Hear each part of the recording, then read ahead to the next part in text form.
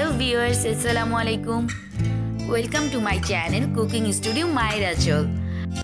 আজ আমি আপনাদেরকে রান্না করে দেখাবো কিভাবে পাবদা মাছের দো পেঁয়াজও রান্না করতে হয়। পাবদা মাছের দো পেঁয়াজও রান্না করতে আমাদের উপকরণ লাগবে পাবদা মাছ, পেঁয়াজ কুচি, কাঁচামরিচ ফালি করে কাটা, ধনিয়া পাতা কুচি, টমেটো স্লাইস করে কাটা, মরিচ গুঁড়া, হলুদ গুঁড়া, লবণ, সয়াবিন তেল আর লাগবে পানি। এখন তাহলে কিভাবে রান্না করব আমরা সেই দিকে চলে যাই। প্রথমে আমি একটি প্যান নিয়ে নিব। প্যানের মধ্যে আমি একে একে পেঁয়াজ কুচি দিয়ে দিব। পেঁয়াজ কুচি আমি এখানে নিয়েছি মেজারমেন্ট কাপের 1 কাপ। কাঁচামরিচ নিয়ে নিব 7টা কাঁচামরিচ। 7টা কাঁচামরিচ ফালি করে নিয়েছি আমি মাঝারি সাইজের। এখন নিয়ে নিব টমেটো কুচি। টমেটো স্লাইস করে কেটে নিয়েছি আমি। টমেটো আমি এখানে নিয়েছি ছোট সাইজের 3টা টমেটো নিয়েছি স্লাইস করে কাঁচা। এখন নিয়ে নিব আমি হলুদ গুঁড়া। হলুদ গুঁড়া নিয়েছি আমি 1/2 চা চামচ। নিয়ে নিব আমি মরিচ গুঁড়া। মরিচ গুঁড়া নিব আমি 1/2 চা চামচ। লবণ দিয়ে নিব স্বাদ মতো লবণ।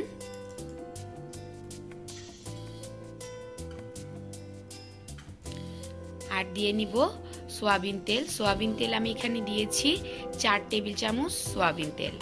আপনারা বেশি কম করেও দিয়ে নিতে পারেন। যদিও আমি এটা মাখিয়ে চড়াবো, তো এর জন্য আমি একটু বেশি পরিমাণেই তেলটা দিয়েছি। আর তেলের পরিমাণটা একটু বেশি হলে চচ্চড়িটা দো পেঁয়াজটা একটু ভালো হয়। এখন এটা আমি সুন্দর করে মেখে নিব। এটা মাখতে হবে খুব ভালোভাবে। মাখাটা যদি সুন্দর না হয়, ভালো না হয়, তাহলে ফ্লেভারটাও ভালো আসবে না আর সব কিছু কেমন ছেড়ে ছেড়ে থাকবে, সব কিছু ভালোভাবে মেখে যাবে না। ভিউয়ার্স, আমার মাখানো হয়ে গেছে। আমি খুব সময় ধরে নিয়ে আমি সুন্দর করে এটা মাখিয়েছি। আমার সময় লেগেছে 5 থেকে 6 মিনিটের মতো। আর মাখানো তরকারির মজাই হলো মাখার উপরে। আর পেঁয়াজগুলো, যদিও এটা দো পেঁয়াজও হবে, তো পেঁয়াজগুলো যেন সুন্দরভাবে নরম হয়ে যায়, মাখতে মাখতে যেন একদম নরম হয়ে যায়। পেঁয়াজগুলো যদি একদম আস্ত চেয়ে থাকে তাহলে কিন্তু দো পেঁয়াজের স্বাদটা থাকে না। আচ্ছা, এখন আমি এর মধ্যে দিয়ে দিব মাছগুলো। আমি এখানে পাবদা মাছ নিয়েছি 6 টুকরা পাবদা মাছ নিয়েছি মাঝারি সাইজের। পাবদা মাছটা দিয়ে আমি সুন্দরভাবে মাখবো। এটা আলতোভাবে মাখতে হবে। মাছ দেওয়ার পরে তো আর ভালোভাবে মাখা যায় না, তাই আলতোভাবে আমি এভাবে মেখে নিব। এখন আমি এর মধ্যে দিয়ে দিব পানি। পানিটা আপনারা এই পরিমাণে দিবেন যেন পেঁয়াজ আর মাছের সমান সমান থাকে। পেঁয়াজ আর মাছের উপর দিয়ে খুব বেশি পরিমাণে যেন পানিটা ভেসে না ওঠে, মানে সমান সমান করে আপনারা পানিটা দিয়ে নেবেন। দেখুন আপনারা, খুব বেশি পরিমাণে কিন্তু আমাদের পানিটা ভেসে নেই, মাছগুলো কিন্তু উপর দিক দিয়ে উঠে গেছে। এরকম পরিমাণে আপনারা পানিটা দিয়ে নেবেন। এখন আমি এটা চুলায় বসিয়ে দিব। আমি চুলার আঁচটা মিডিয়ামে রেখে প্যানটা বসিয়ে দিয়েছি। এখন আমি ঢাকনা দিয়ে ঢেকে দিব।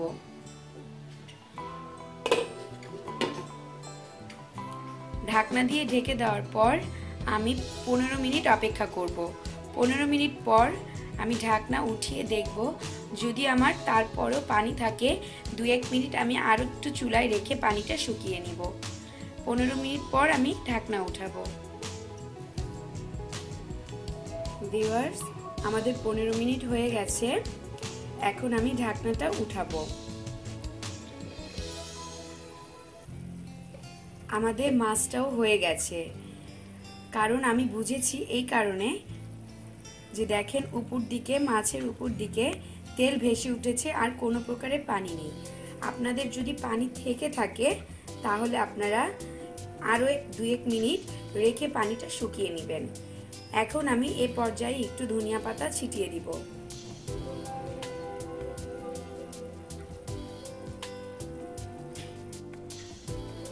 এখন আমি এটা সার্ভিং ডিশে ঢেলে ফেলবো। ভিউয়ার্স, আমার পাবদা মাছের দো পেঁয়াজু হয়ে গেছে। অনেকে অনেক ধরনের অনেকভাবে এই পাবদা মাছের দো পেঁয়াজু রান্না করে থাকে। আমার রেসিপিটা ফলো করে অন্তত একবার বানিয়ে দেখুন।